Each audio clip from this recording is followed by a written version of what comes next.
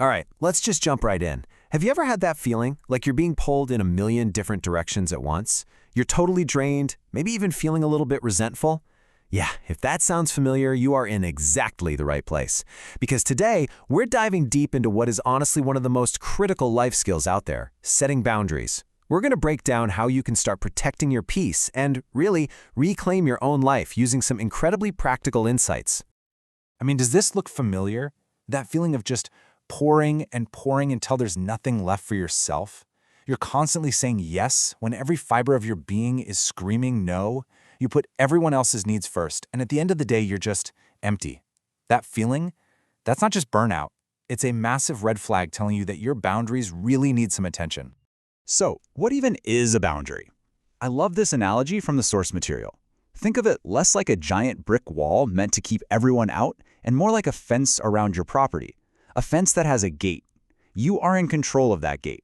You decide who comes in, what comes in, and when. It's not about punishment or isolation, it's all about protection.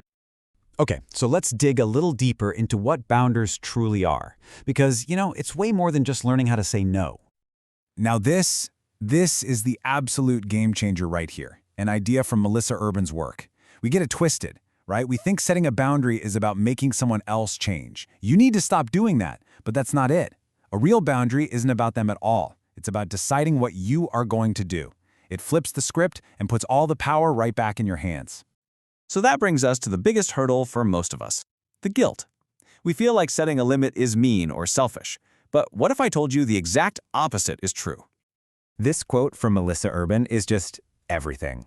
Clear is kind, unclear is unkind. Think about it.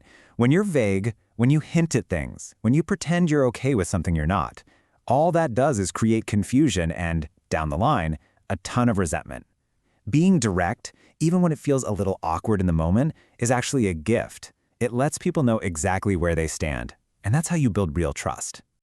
And that idea just keeps building. See, a healthy boundary isn't just you being kind to yourself, which is super important, by the way. It's also an act of kindness to the other person. When you stop swooping in to fix everything, you actually give them the space and the opportunity to step up and take responsibility for their own stuff. You empower them. So, what actually happens when there are no boundaries? Well, this story about the O'Reilly family really brings it to life. See, their son, James, kept getting into trouble. Expelled, drug issues, you name it. And what did the family do? They kept bailing him out, every single time. They solved all his problems for him. Now, you can tell their hearts were in the right place, right? But what they were actually doing was taking away any chance for James to take responsibility for himself. A real healthy boundary here wouldn't have meant abandoning him, not at all. It would have meant supporting him emotionally, but letting him face the real-world consequences of his actions. That's what would have actually empowered him to find his own recovery. Now, here's the thing. Boundary problems aren't just about being a people pleaser. The source material from Henry Cloud actually identifies a few different styles. As we go through these, see if any of them, sound a little familiar. Okay, so first up, you've got the compliant type. This is the person who just can't say no.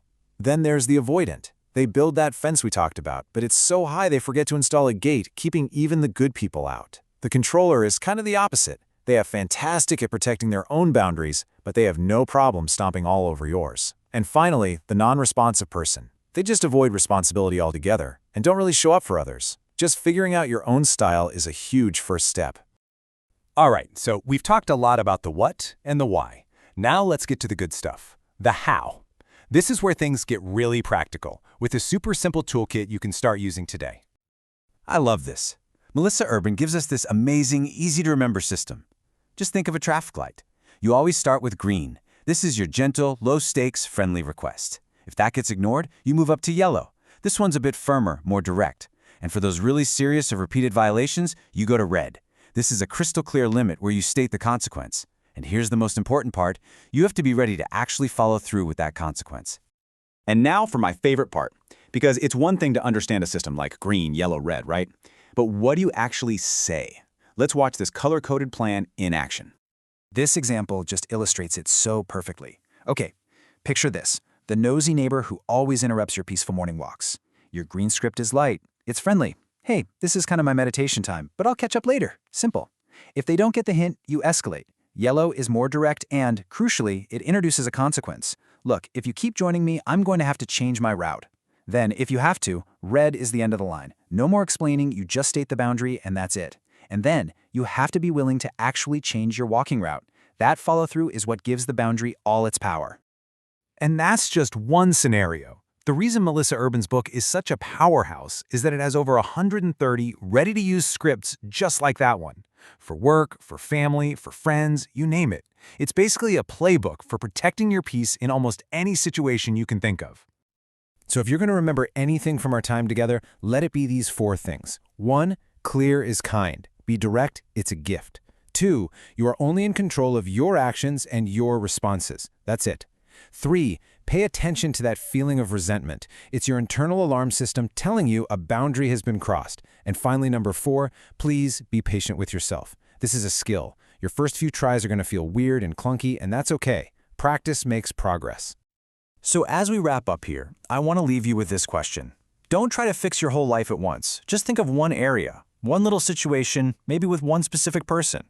What is the one boundary you are ready to set this week to start taking back your peace? Because you know what? Your well-being matters. Your time matters. You matter.